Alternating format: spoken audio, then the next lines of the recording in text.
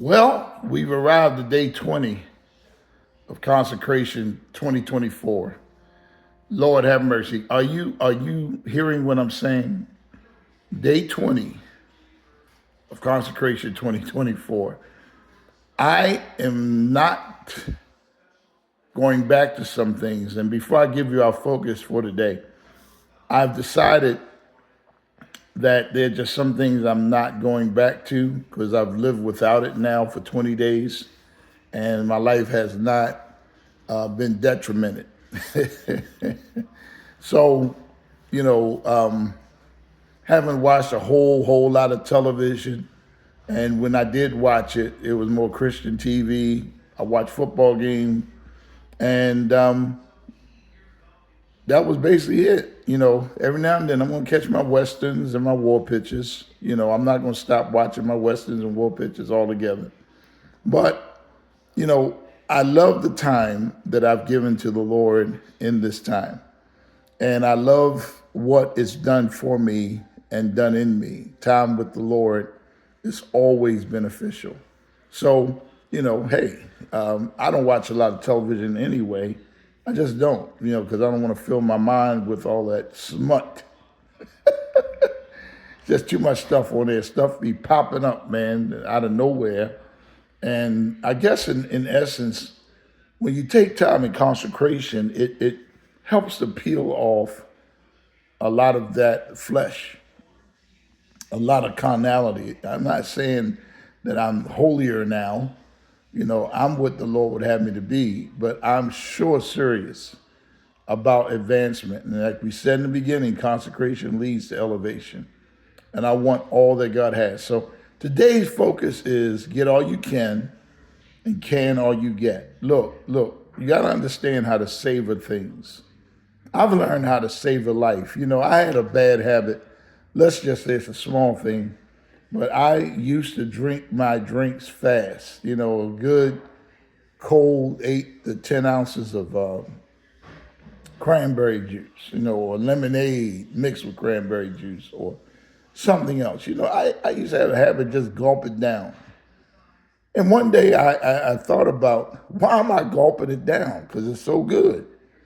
But then you gulp it down and then you want to get another, then another, then another. And then it's like, oh no, So I learned a word. I've known it all my life when I was able to start speaking, but I've learned the value of savoring things. Savoring things. I've savored every experience with God.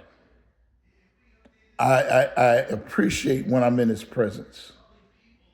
I appreciate the end result of his presence.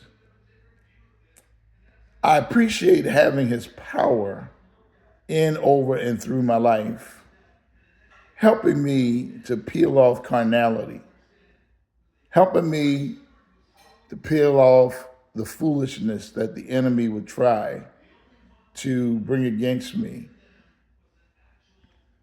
I want to be real. I want to be more like Jesus. I want to be totally engulfed in doing his work and his presence abounding upon my life.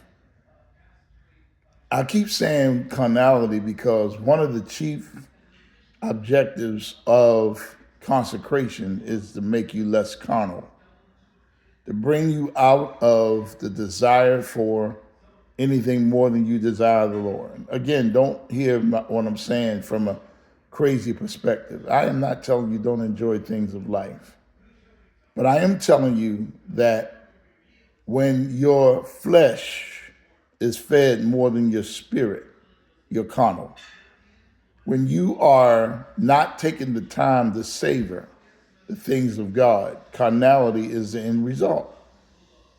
So don't rush when you're in God's presence. Don't rush away. Don't try to have devotions and just get it in, and then get up and say, okay, I checked that box. No, savor time with the Lord. Get all you can, then can all you get. Remember the experience. Be in God's presence. Be in even the fellowship of the saints. Sometimes we get around the saints and we rush off And I don't want fellowship with nobody. I don't want to talk to nobody. And there's a lot of people who do that. And I'm saying there may be a value you can be to somebody and vice versa, a value somebody can be to you. Don't rush out of experiences that will enhance you, that will improve you, that will empower you. Get all you can all you get. Thank the Lord that there is not a dearth of his presence or famine.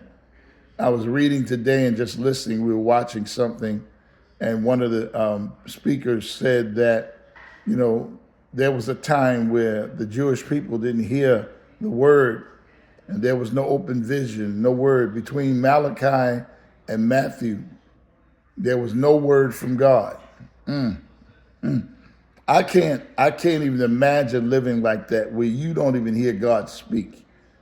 I gotta have his word. I got to have his word. I can't live without it.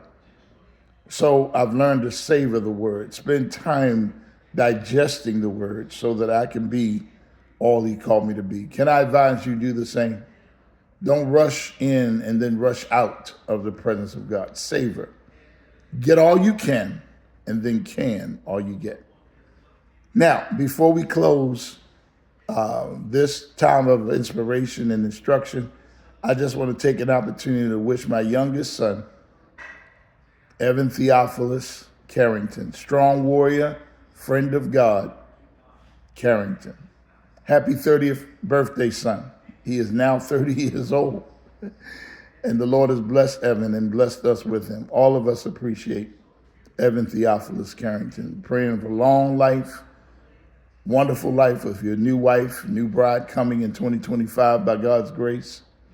And all that God has for you in the arts and entertainment mountain, all the Lord has for you in business and commerce mountain, all that the Lord has for you in wherever your assignment will take you.